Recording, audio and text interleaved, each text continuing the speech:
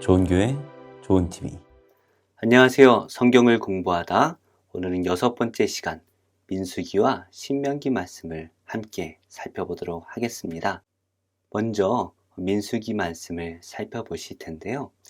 민수기 말씀을 살펴보기 전에 우리가 지난주에 살펴보았던 출애굽기의 내용을 간단하게 살펴보면 좋을 것 같아요. 이스라엘 백성들은 10가지 재앙을 지나고 유월절을 보낸 후에 출애굽을 하게 됩니다.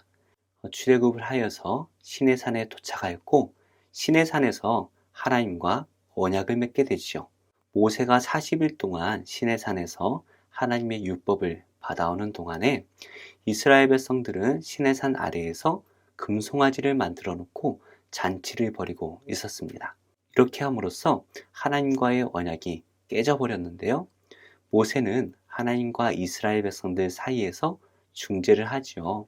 그래서 다시 하나님께 율법을 받아오고 이스라엘 백성과 하나님 사이가 다시 잘 회복되게 되어집니다. 그리고 하나님께서는 여러 가지 율법을 주셨고 특별히 성막에 대한 율법을 주셨고요. 이스라엘 백성들은 하나님께서 명령하신 대로 성막을 잘 지어서 봉헌식을 잘 마쳤습니다. 여기까지가 출애굽기의 말씀입니다. 그래서 지도를 보시면 고센 땅에서 출발해서 시내산에 도착을 하였고 시내산에서 하나님과 언약을 맺고 성막을 지었다라는 것까지가 출애굽기의 말씀인 것이죠.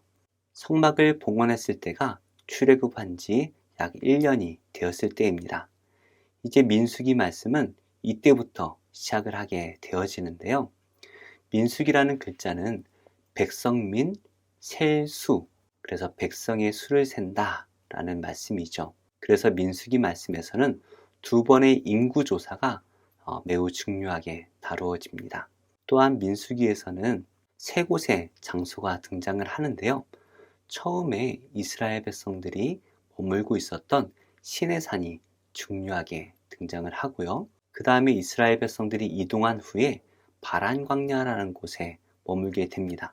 무려 이곳에 38년을 머물게 되지요. 그러니까 출애굽하는 대부분의 기간이 이 바란 광야에서 있었던 일이다라는 것을 우리가 알 수가 있습니다. 이스라엘 백성들이 38년의 광야 생활을 마친 후에 모압 평지라는 곳에 도착을 하게 됩니다. 이곳에서 몇 년 정도 머물면서 또 몇 가지 사건이 있었는데요. 이것을 우리가 함께 살펴보도록 하겠습니다. 먼저 이스라엘 백성들이 이 시내산에 머무는 동안 몇 가지 일들이 있었는데요. 먼저 하나님께서는 이스라엘 백성들에게 인구조사를 할 것을 명령하십니다. 특별히 이 인구조사는 20세 이상의 성인 남성을 조사를 하게 되어지는데요. 전쟁에 나가 싸울 만한 사람에 대한 인구조사를 하는 것입니다. 그래서 그 수를 세보았더니 약 60만 명이 되었죠. 성인 남성만 60만 명이기 때문에 어린아이들과 또 여인들 그리고 싸움에 나갈 수 없는 노인들의 인원까지 계수를 한다면 약 200만 명에서 많게는 3, 400만 명까지 추정을 합니다. 물론 이거는 추정인 숫자이고요. 성인 남성만 60만 명 정도가 되었다라는 것이 사실인 것이죠. 그런데 이 인구조사에 보면 레위 지파가 없지요. 레위 지파는 하나님께서 특별히 택하셔서 하나님의 사역을 감당케 하신 제사장들과 성막 봉사자들입니다. 그래서 그들은 따로 계수를 했는데요. 약 2만 2천 명이 계수가 되었습니다. 하나님께서는 유월절을 통하여서 이스라엘 백성의 모든 생명이 하나님의 것이다. 특별히 장자는 다 하나님의 것이다 라고 말씀을 하셨죠.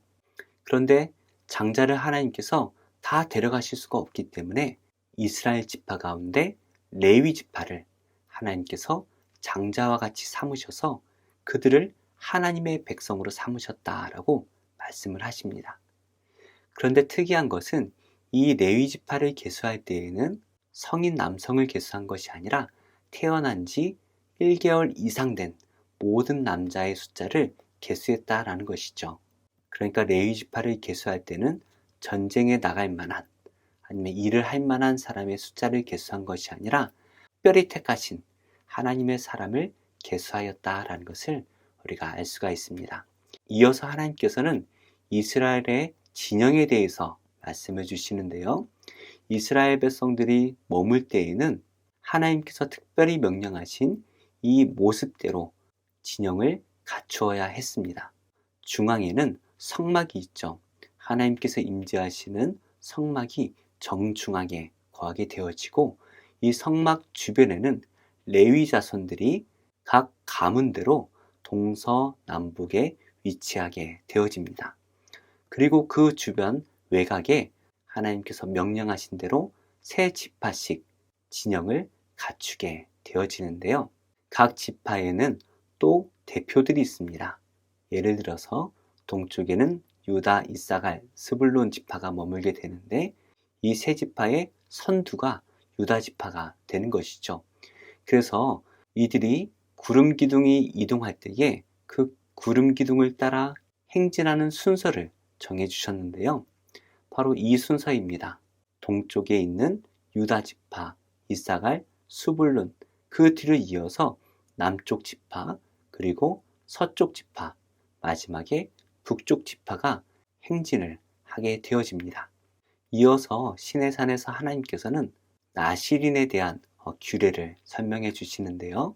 나실인은 하나님께 특별히 서약을 해서 서약한 기간 동안은 하나님을 위해서 구별된 삶을 살기로 작정을 하고 자신을 하나님께 드리는 그러한 규례입니다. 이 기간 동안 나실인들은 포도의 소산물을 먹지 않습니다. 그리고 머리에 삭도를 대지 않아 머리를 계속해서 기르게 되고요. 시체를 만지는 부정한 일을 행하지 않게 됩니다. 심지어 부모와 형제가 죽더라도 그 시체를 가까이 하지 못하도록 명령을 하세요. 그 정도로 나실인은 철저하게 구별된 삶을 살아야만 했습니다. 이어서 이스라엘 백성들이 출발하기 전에 두 번째 유월절을 맞이하게 됩니다. 출애굽한 지 약 1년 정도가 되었기 때문에 그들은 두 번째 유월절을 맞이하고 출애굽을 하게 되는데요. 이들은 약속의 땅을 향하여 나아갑니다. 약속의 땅을 향하여 나아가는 동안 이스라엘 백성들에게 몇 가지 사건이 일어나요. 첫 번째로 이스라엘 백성들이 하나님께서 매일마다 주시는 만나에 대해서 불평하기 시작을 합니다. 이 만나가 너무나 맛있는 음식이지만 질린다는 거예요. 그래서 그들은 애굽에서 먹었던 고기가 생각난다면서 고기를 달라고 떼를 쓰기 시작을 합니다. 그러자 하나님께서는 메추라기를 보내셔서 이스라엘 백성들을 먹이시죠. 그 다음에 모세의 누이였던 미리암이 아론과 더불어 모세를 대항하는 일이 벌어집니다. 모세가 구스 여인과 결혼한 것을 비난하면서 이스라엘 백성들을 선동했는데요. 이 일로 말미암아서 미리암의 몸에 나병, 지금 우리가 알고 있는 한센병이 걸리게 되지요. 그래서 미리암이 7일 동안 진영 밖으로 쫓겨나는 일이 벌어지게 되어집니다. 이후에 이스라엘 백성들은 바란 광야라는 곳에 도착을 하게 됩니다. 이 바란 광야 안에 가데스 바네아라는 곳이 있는데요. 이곳에서 이스라엘 백성들은 가나안 땅에 정탐꾼을 보내자라고 결의를 합니다. 그래서 각 지파별로 한 명씩의 대표를 뽑아서 이 가나안 땅을 정탐하고 돌아오는데요. 모두가 똑같이 가나안 땅을 보았습니다. 그런데 이들이 돌아와서 보고하는 내용은 완전히 달랐어요. 그 가나안 땅이 어떠한 곳인지 너무나 좋은 땅이다라는 것에 대해서는 모두가 동의하였습니다. 그러나 그곳을 정복하자라는 것에 대해서는 의견이 갈렸는데요. 갈렙과 여호수아는 하나님께서 함께 하시기만 하면 그 땅을 충분히 정복할 수 있다라고 주장하였지만 나머지 10명의 정탐꾼들은 가나안 땅의 사람들이 너무나 크고 강한 사람이기 때문에 우리가 절대로 정복할 수가 없을 것이다. 우리는 이제 망했다라고 불평하기 시작을 합니다. 이 10명의 불평이 이스라엘 모든 사람들의 불평이 되었고 이스라엘 사람들은 모세와 아론을 불평하면서 새로운 지도자를 뽑아서 애굽으로 돌아가기로 다짐을 합니다. 그러자 하나님께서는 급하게 모세와 아론을 보호해 주시면서 나머지 이스라엘 모든 사람들을 다 진멸시키고 오직 모세로부터 새로운 민족을 이루시겠다라고 모세에게 약속을 주십니다. 다시 말씀드리면 불평을 하였던 모든 이스라엘 백성들을 다 광야에서 죽이시고 하나님께서 선택하신 모세의 후손을 통해서 새로운 이스라엘을 만들고 그들을 통해 하나님의 백성을 이루시겠다라는 그러한 계획을 모세에게 말씀하시는 거예요. 그러자 모세는 그러한 일은 있을 수 없습니다 라고 말하면서 하나님과 이스라엘 백성들 사이에 중보를 합니다. 모세의 간절한 중보에 하나님께서는 뜻을 돌이키시지만 이때 이스라엘 백성들이 불평하였던 일 때문에 정탐꾼들이 40일 동안 정탐하였던 그 날수를 계산해서 하루를 1년으로 계산을 하고 40년을 광야에서 방황하게 될 것이다 라고 말씀을 하십니다. 그리고 이스라엘 백성들이 이 40년을 방황하는 동안에 이때 하나님을 대적하고 불신하였던 모든 1세대들은 다 죽게 될 것이다 라는 것을 말씀하시죠. 결국에 이스라엘 백성들은 이 38년의 광야 생활 동안 1세대들은 다 죽음을 맞이하게 되어집니다. 이어서 이스라엘 백성들 가운데 고라 자손이라는 사람들이 있었습니다. 이 사람들이 좀 영향력이 있었던 것 같아요. 이 사람들은 지도자들을 불러서 그들과 함께 아론과 모세를 반역합니다. 특별히 아론이 대제사장직을 행하는 것에 대해서 매우 불평하였는데요. 왜 너희만 하나님의 거룩한 직분을 감당하느냐라는 것입니다. 그러면서 모세가 분에 넘치는 일을 감당하고 있다라고 반역을 하고 있는 것이죠. 그러자 하나님께서는 땅을 가르셔서 그 반역했던 사람들을 삼키게 하십니다. 그리고 각 지파의 대표들에게 자신의 지팡이를 가지고 오게 명령을 하시는데요. 그 지팡이들 가운데 오직 아론의 지팡이만이 싹이 납니다. 그래서 아론에게 주신 이 귀한 직분이 하나님께서 직접 주신 것이다 라는 것을 모든 이스라엘 백성들이 보게끔 하시죠. 그리고 이 아론의 싹난 지팡이는 언약궤 안에 영구적으로 보관하도록 명령을 하십니다. 이렇게 하심으로써 아론의 후손들이 제사장으로서의 일을 감당하는 것이 하나님의 영원한 명령이다 라는 것을 말씀하시는 것이죠. 이렇게 바란 광야에서 38년을 머물렀던 이스라엘 백성들은 약속의 땅인 가나안 땅을 향하여 나아갑니다. 그런데 가데스라는 곳에 머물렀을 때에 모세의 누이였던 미리암이 죽게 됩니다. 그리고 이스라엘 백성들이 또다시 목이 마르다고 모세에게 불평을 하는데요. 모세가 40년 동안 이스라엘 백성들의 불평하는 소리를 들었습니다. 얼마나 지겨웠을까요? 화가 났을 것 같아요. 그래서 모세가 하나님의 말씀대로 바위를 쳐서 그곳에서 물을 내게 되는데요. 모세가 화가 났는지 2번이나 바위를 치게 됩니다. 사실 바위에서 물이 나올 때에 얼마나 많은 물이 나와야 200만 명이나 되는 이스라엘 백성들이 그 물을 마실 수가 있을까요? 아마도 강물과 같이 많은 물이 흘러나와야 할 것입니다. 지금까지 모세가 바위를 한 번만 쳐도 200만 명이나 되는 그 많은 백성들이 마실 수 있는 많은 물들이 쏟아져 나왔죠. 그런데 2번이나 바위를 쳤으니 얼마나 많은 물이 쏟아져 나왔겠습니까? 모세는 너무나 화가 나서 이스라엘 백성들이 홍수로 혼나기를 바랬을까요? 어찌되었든 하나님께서는 이 모세가 화를 참지 못하고 2번이나 바위를 친 이 사건 때문에 모세 또한 약속의 땅에 들어가지 못하게 될 것이다 라는 것을 말씀하십니다. 모세 입장에서는 참 억울했을 것 같아요. 그러나 하나님께서는 우리가 알지 못하는 더 큰 뜻이 있지 않았을까 생각이 되어집니다. 이어서 이스라엘 백성들은 계속해서 약속의 땅을 향하여 나아갑니다. 이스라엘 백성들이 있었던 바람 광야에서 요단 동편으로 가기 위해서는 에돔이라는 땅을 지나가야만 했지요. 그런데 에돔 사람들에게 우리가 너희 땅을 잠시 지나가겠다라고 요구를 했지만 에돔 사람들이 이를 거절합니다. 이스라엘 백성들이 아무 피해도 주지 않고 그냥 지나가기만 해달라라고 요구를 했지만 에돔 사람들은 그것조차도 들어주지 않습니다. 에돔은 에서의 후손들입니다. 에서는 야곱의 형이었죠. 그러니까 에돔이라는 족속은 이스라엘 백성들과 형제들이라 할 수가 있죠. 그래서 이스라엘 백성들은 에돔을 공격하지 않고 남쪽으로 돌아갈 것을 선택을 합니다. 그래서 호르산이라는 곳을 지나가고 있을 때에 모세의 형이죠. 아론이 이곳에서 죽음을 맞이합니다. 그리고 이스라엘 백성들이 계속해서 나아가고 있을 때에 또 이스라엘 백성들이 하나님과 모세를 원망합니다. 광야에서 죽게 되었다라고 원망을 해요. 그러자 하나님께서는 갑자기 이스라엘 진영 가운데 노뱀들이 나오게 하셔서 많은 사람들을 물어 죽게 하십니다.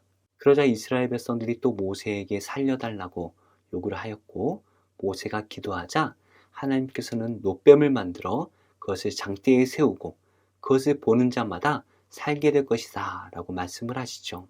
참으로 간단합니다. 하나님의 말씀대로 노뱀을 쳐다만 보면 살게 됩니다. 이스라엘 백성들은 여러 가지 일을 겪은 후에 드디어 모압 평지에 이르게 됩니다. 지도를 보시면 아시겠지만 모압 평지는 요단강의 바로 동쪽입니다. 그러니까 이 요단강만 건너면 바로 약속의 땅에 들어가게 되는 것이죠. 이 모압 평지에 몇 년을 머물게 되는데요. 먼저 이 모압 평지에 도착을 하자 이 모압의 왕인 발락이라는 왕이 이스라엘을 두려워합니다. 그래서 발람이라는 선지자를 불러서 이스라엘을 저주하도록 명령을 하지요. 그러자 이 발람은 하나님께 들은 이야기가 있기 때문에 이스라엘을 저주하지 못하고 오히려 이스라엘을 축복합니다. 그러자 발락 왕이 당황을 해요. 저주하라고 했는데 축복을 하니까 다시 저주하기를 요구합니다. 그러나 발람은 또다시 축복을 해요. 이렇게 함으로써 하나님께서는 이방 선지자의 입술을 통하여서도 이스라엘 백성을 축복하게끔 만드시죠. 이 모압 땅에서 이스라엘 백성들은 중요한 일을 행합니다. 바로 두 번째 인구조사를 행한 것입니다. 이 두 번째 인구조사가 중요한 것은 이 2차 인구조사에 포함된 모든 인원들은 1차 인구조사에 포함되지 않은 사람들이라는 거예요. 다시 말씀드리면 출애굽 1세대들은 이 광야 생활 가운데 다 죽음을 당합니다. 그리고 2차 인구조사에 들어간 사람들은 모두가 출애굽 2세대라는 것이죠. 오직 믿음의 사람이었던 갈렙과 여호수아만이 이 2차 인구조사에 포함이 됩니다. 그런데 1차 인구조사에서도 그러하였듯이 2차 인구조사에도 레위 지파는 포함되지 않습니다. 그러니까 레위 자손은 광야에서 1세대가 다 죽임을 당한 것은 아니다라는 것이죠. 또 한 가지 살펴볼 것은 1차 인구조사와 2차 인구조사 그 인구 차이가 별로 크지 않다라는 것입니다. 1세대들이 광야에서 다 죽었지만 하나님께서는 신실하게 자신의 언약을 지키시기 위해서 출애굽 2세대를 잘 보호하셨다라는 것을 보여주고 있는 것이죠. 이스라엘 백성들은 하나님을 늘 배반하였지만 하나님께서는 늘 신실하게 이스라엘 백성들을 보호하셨다라는 것을 보게 되어집니다. 또한 모압 평지에서는 모세가 하나님의 말씀에 따라서 여호수아를 후계자로 세우는 일이 일어납니다. 왜냐하면 모세는 요단강을 건너갈 수가 없었기 때문이죠. 그래서 요단강을 건너가서 이스라엘 백성들을 이끌어줄 지도자로 여호수아를 세우십니다. 이어서 이스라엘 백성들이 모압 평지에 머무는 동안 요단의 동편에 있는 족속들이 이스라엘을 공격합니다. 그래서 이스라엘 백성은 이 요단 동쪽에 있는 모든 족속들을 진멸합니다. 그러자 르우벤 지파와 길르앗 지파와 므낫세 반 지파가 요단 동쪽에 있는 이 땅이 너무나 좋은 땅이다 라는 것을 보고 모세에게 이 땅을 기업으로 달라고 요구를 합니다. 사실 이스라엘 백성들이 약속받은 땅은 요단 건너편인 요단 서쪽에 있는 가나안 땅입니다. 하지만 이 세 지파가 요구하자 모세는 몇 가지 조건을 걸고 이 땅을 기업으로 허락하지요. 이어서 이스라엘 모든 지파의 기업을 이때 분배를 하게 되는데요. 매우 구체적으로 이 땅을 분배했다라기보다는 대략적으로 이 땅을 분배한 것을 우리가 알 수가 있지요. 마지막으로 민수기 말씀에서는 도피성에 대한 규례와 레위 자손들이 머물 성읍에 대한 말씀을 주십니다. 특별히 도피성은 의도하지 않게 사람을 죽인 사람들이 피하는 성읍이었습니다. 사실 사람을 죽인 사람은 사형에 처하도록 하나님께서 명령하셨지만 의도하지 않게 실수로 사람을 죽인 사람들은 사형을 당하기에는 너무나 억울하지요. 그렇기 때문에 실수로 사람을 죽였을 때에는 이 도피성에 가서 살도록 명령을 하시는데 이 도피성에 들어가면 죽은 사람들의 가족들이 복수를 할 수 없도록 하나님께서 명령을 하셨지요. 그래서 이 도피성은 죄인들이 생명을 부지할 수 있는 곳입니다. 우리는 모두가 하나님의 나라에 들어갈 수 없는 죄인들이지만 예수님을 믿는 자들은 하나님의 나라로 들어갈 수가 있습니다. 생명을 부지할 수 있는 것이죠. 바로 도피성은 예수님의 사랑을 드러내는 곳입니다. 이렇게 민수기의 말씀이 마무리가 되었습니다. 이어서 신명기의 말씀이 나오죠. 신명기 말씀이 참 복잡하게 그려져 있지만 간단하게 살펴보면 모세가 이스라엘 백성들에게 설교한 내용이 바로 신명기입니다. 이 신명기의 말씀을 듣고 있는 이스라엘 백성들은 출애굽 2세대들이죠. 무슨 말입니까? 시내산에서 언약을 맺을 때에 현장에 없었던 사람들이라는 거예요. 그렇기 때문에 모세는 시내산에서 언약을 맺지 않은 이 2세대들에게 하나님과 언약을 맺도록 중재하는 역할을 마지막까지 하는 것입니다. 먼저 모세는 이 출애굽 2세대들에게 지금까지 있었던 역사들을 설명합니다. 특별히 출애굽 1세대들이 어떻게 불순종하여서 멸망하게 되었는지를 설명하지요. 그러면서 2세대들에게 요구하는 것이 무엇입니까? 하나님에게 절대적으로 순종하기를 요구하는 것입니다. 하나님의 말씀을 잘 듣고 하나님을 사랑함으로써 하나님만을 섬길 것을 요구하지요. 그러면서 하나님의 율법을 잘 설명해 줍니다. 그리고 이스라엘 백성들에게 하나님의 말씀을 잘 들을 때에 어떠한 복이 있고 하나님의 말씀을 불순종하면 어떠한 벌을 받게 될 것인지를 자세히 설명을 해줍니다. 이 말은 무엇입니까? 하나님의 말씀을 잘 들어서 복 받기를 바라는 모세의 마음이 담겨져 있는 것이죠. 마지막으로 모세는 이스라엘 백성들에게 축복과 저주를 다시 한번 말함으로써 축복으로 머물기를 바랍니다. 그리고 신명기 마지막에는 모세가 120세가 되어서 하나님의 품으로 돌아가게 되었고 여호수아가 이스라엘의 새로운 지도자가 되었다라는 말씀으로 신명기 말씀이 마감되어집니다. 그러니까 신명기 말씀은 지금까지 있었던 모든 역사들과 또 하나님의 율법들을 요약한 내용이죠. 그래서 이 세대들이 이 모든 일들을 듣고 하나님의 말씀에 순종하고 헌신하기를 요구하는 것입니다. 이렇게 우리가 민수기와 신명기 말씀을 살펴보았습니다. 우리 다음 주에는 여호수아의 말씀을 함께 나누어 보도록 하겠습니다. 긴 시간 함께 하신 우리 성도님들을 예수님의 이름으로 축복합니다. 좋은 교회, 좋은 TV.